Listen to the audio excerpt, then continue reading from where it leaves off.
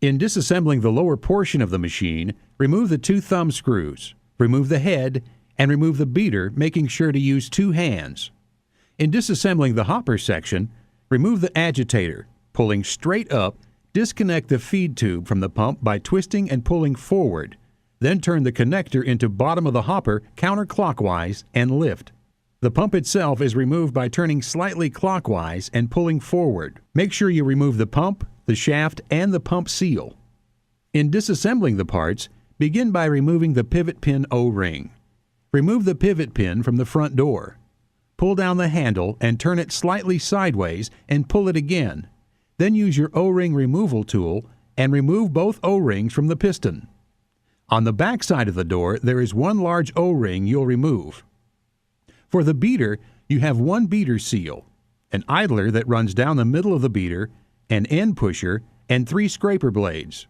To remove the blades, twist out, and they will come loose from their hooks. On the pump, you have the pump shaft, the pump seal, the pickup tube that you will turn to remove, a pressure cap and spring, and 1 O-ring around the pickup tube that you will remove with your O-ring remover.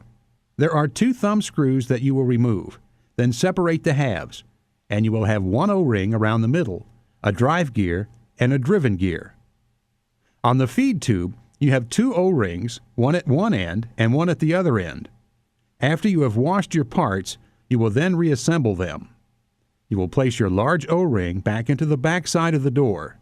With any O-ring on the machine, clean the O-ring, reinstall it, and lube only the exposed portion. You have 2 O-rings on the piston, which you will slide back into place and lube the exposed portions. Slide the piston back into the front door, push the handle back into the piston, reinsert the pivot pin, then place the O-ring on the end of the pivot pin to keep it locked in place. That gives you your dispense head. As you are reassembling your beater, make sure to inspect your parts, checking the seal for any signs of wear or damage. If none are found, you will lube the interior portions and only the interior portions, and it is not necessary to lube the exterior. You will inspect your blades for signs of wear and should be flat on one side, angled on the other. If you find them angling back on what should be the flat side, it's a sign that your blade is worn out and should be replaced. You'll also have the round bumpers on the top. These should be nicely round and domed over. If they appear to be pushed flat, that's another sign that the blade is worn and should be replaced. Inspect all 3 blades. If no defect is found, you can reinstall them on the beater. The blades have indentions on one side so they can only fit in one way. You'll start the indention under the hooks and twist down. All 3 blades are identical, so it does not matter what blade gets put where. You will reinstall your end pusher. There's a cutout in the end of the beater, a notch in the end pusher itself. Those should line up to allow the end pusher to properly be seated, and the idler slid back down the middle. The beater should now be reassembled. For the pump, you will replace your driven gear and drive gear. The gears are set so that they will only go in one direction. They will not fit if you attempt to put them in backwards. Place the O-ring around the middle. Lube the exposed portion and put both halves back together. The holes in the halves are drilled in different sizes, and there is a shoulder on one of the screws in the back half, so if you attempt to put them on wrong, it will not fit. The unit is designed to guide you to put everything back correctly. Put your thumb screws back on using a paper towel if needed to screw tightly. Put the pressure cap back in. Replace spring. Put O-ring back on the pickup tube, then lube the exposed portion. There is a cutout in the pickup tube that lines up with its pin. That allows you to get below the pin. Then the pin locks it into place. You will place the selector at whatever has been chosen for your product. Reinstall the pump seal. This is the only seal on the machine that will be lubed on all surfaces. It will be placed in the back of the pump. Then the pump shaft will be put into place. The pump shaft has 2 black rings around it, which are ceramic, and they are used because the ceramic deals with friction better than steel and adds to the life of the shaft. Because they're ceramic, please use care when handling this shaft, as dropping it can damage the ceramic, and if it is chipped, it will destroy the seal and need replacement. For the feed tube, you will reinstall the O-rings, then lube the exposed portions. When reassembling the hopper section, we will reinstall the agitator, making sure that the metal square is visible through the top of the agitator housing. Reinstalling the pump, there is a hook on the back side of the pump that should catch the stud at the back of the hopper that holds the pump securely in place. Slide the pump back into place, lock the hook against the retaining stud, place the feed tube back into the hopper, then push down and turn toward the rear of the machine, making sure it locks into place.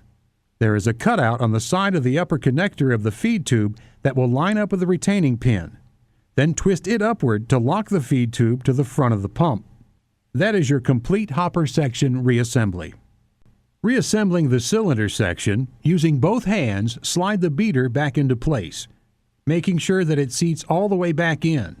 When the 4 white feet of the end pusher are inside the metal cylinder, that is as far back as it will go. The dispense head is then put back on. The message that is currently on screen will disappear. Retighten the thumb screws. Once more, you can use a paper towel to completely tighten the thumb screws. Knowing the lubricant on your hands can make them feel tight, even though they may not be. That completes the cylinder section reassembly. For sanitizing the machine, we will pour in the sanitizing solution. Take the cylinder brush and begin moving the sanitizer around the inside of the hopper. You will do this for 2 minutes, making sure the sanitizing solution touches every place that mix could possibly touch. After the 2 minutes, remove the feed tube from the pump and allow the sanitizer to drain down into the cylinder. The gurgling noise in the hopper indicated that the sanitizer is going into the cylinder. When the gurgling sound stops, you will know that your cylinder is full. At that time, you will press your agitation button. It will begin moving the sanitizer around the cylinder and drawing through the pump. Do this for 2 minutes. Every time you press the center lock button, the unit will operate for 30 seconds. So you will press a total of 4 times to allow 2 minutes of agitation.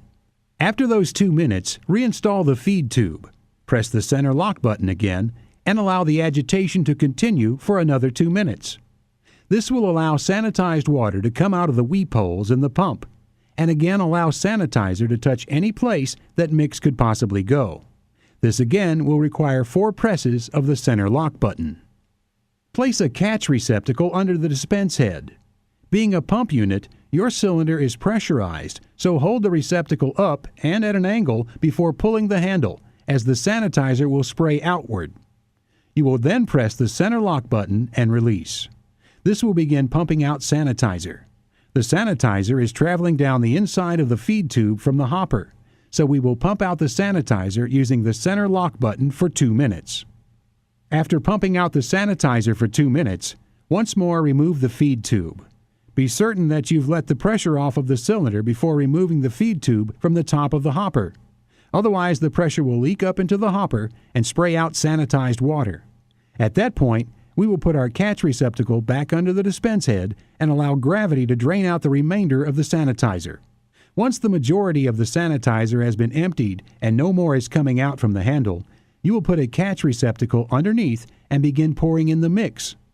As it comes through, it will push out any remaining sanitized water. When it is coming out as just mix, you will close your handle and continue filling. Once you have poured your mix in, press the lock button 1 time, which will activate the beater and the pump. It assures us that the pump is properly functioning.